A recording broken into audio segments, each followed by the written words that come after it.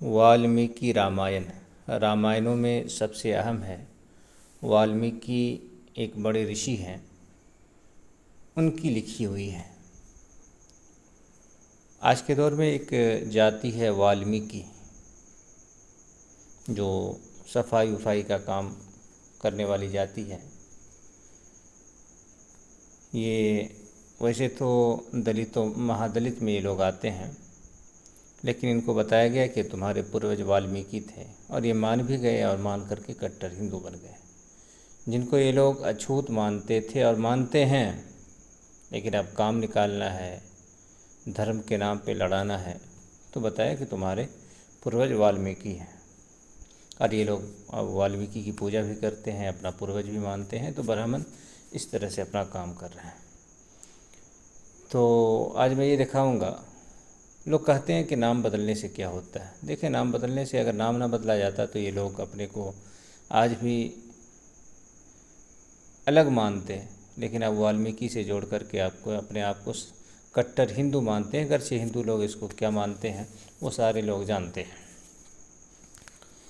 तो ये देखें, वाल्मीकि कौन थे। चूँकि मैं बहुत छोटी वीडियो बनाता हूँ, मुख्तसर वीडियो, तो यहाँ आप देख लें कि ये है स्कंद पुराण। स्कंद पुराण का नागर खंड है। नागर खंड का 120वां अध्याय है। इसमें क्या लिखा है, मैं यहाँ से पढ़ता हूँ। वो जहाँ पर उसके प्रभाव से सिद्धि को प्राप्त हुआ, वो चोर वाल्मीकि ऐसे नाम से प्रसिद्ध होकर रामायण का निबंधनकार यानी बनाने वाला हुआ, लिखने वाला जिसको। पुरातन समय चमत्कार नगर में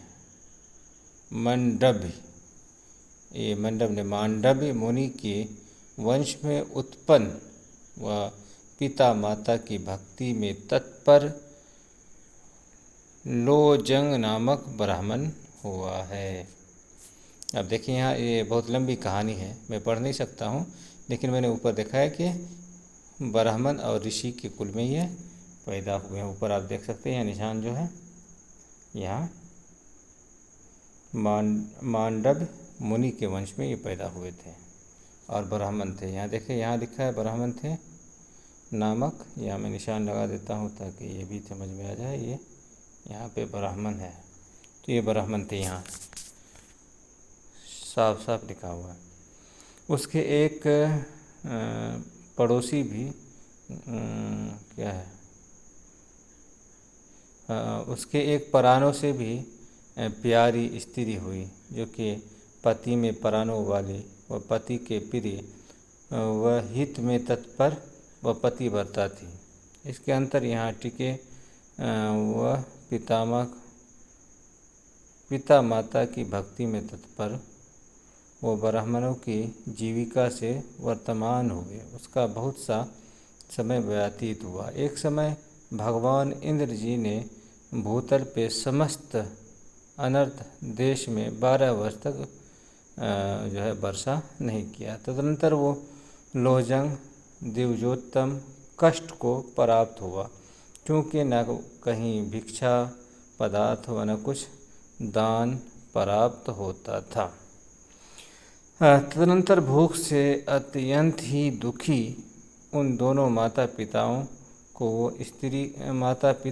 व स्त्री को देखकर बड़े दुख में संयुक्त होते हुए वो ब्राह्मणों ने चिंतन किया। तो यहाँ देखें, जो बात लिखी हुई, कहानी बहुत लंबी है, तो मैं कहानी पढ़ा तो बात ये थी कि जिस वक्त ये थे बहुत अच्छे ब्राह्मण थे, पक्के ब्राह्मण थे, लेकिन बीच में 12 वर्ष तक वर्षा न हुई। माँ बाप और बीवी को भूखा देख कर कि ये चोरी के काम में लग गए। तो फिर ये चोरी करके अपने घर वालों का पेट पालते थे। फिर ऋषि वगैरह से मुलाकात हुई, तो फिर इनकी ज़िंदगी और इनके जीवन में सुधार आया। तो ये असल कहानी है इसकी। अगर आपको देखना है तो नागरखंड का 120वां अध्याय पढ़ ले, गूगल पे ये पुस्तक मिल जाएगी आपको। तो ये कहानी असल में है।